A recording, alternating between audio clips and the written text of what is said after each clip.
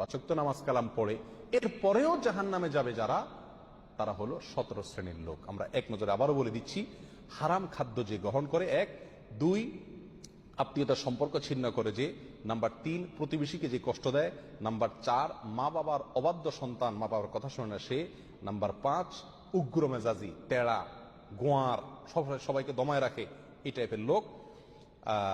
Number 6 অধীনস্থদেরকে, প্রজাদেরকে, যে সমস্ত শাসকেরা, যে সমস্ত রাজারা, যে সমস্ত রাষ্ট্রপ্রধানেরা, সরকার প্রধানেরা বা যে যে লেভেলে আছে সে তার প্রজাদেরকে ধোকা দেয় যে তারা। নাম্বার 7 অন্যের সম্পদকে অন্যায়ভাবে আত্মসাৎকারী ব্যক্তি। নাম্বার 8 উপকার করে কারোর খোঁটা দেয় যে ব্যক্তি, সে জান্নাতে যাবে না। নাম্বার 9 চগলখোর ব্যক্তি জান্নাতে যাবে না, মানুষের পিছনে কথা লাগায় বেড়ায় একজনের আরেকজনের কাছে।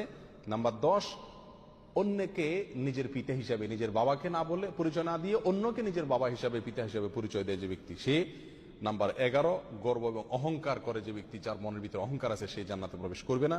নাম্বার 12 রাসূলুল্লাহ সাল্লাল্লাহু আলাইহি সাল্লামকে যে ব্যক্তি ফলো করে না, তার নির্দেশকে মান্য করে না, সে ব্যক্তি। নাম্বার 13 অকারণে তালাক কামনা করে, তালাক চায় যে মহিলা, সেই মহিলা।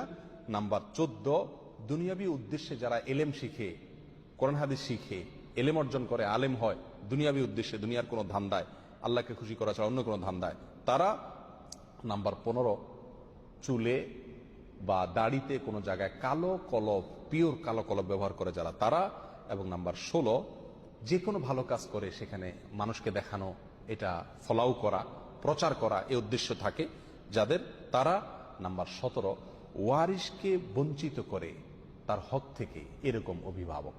এই শ্রেণীর লোকেরা মুসলমান হয়েও জান্নাতি হতে পারবে না। আল্লাহ তাআলা আমাদের সবাইকে এই দুর্ভাগাদের তালিকা থেকে আমাদের নামগুলোকে বের করে আনার তৌফিক দান করুন।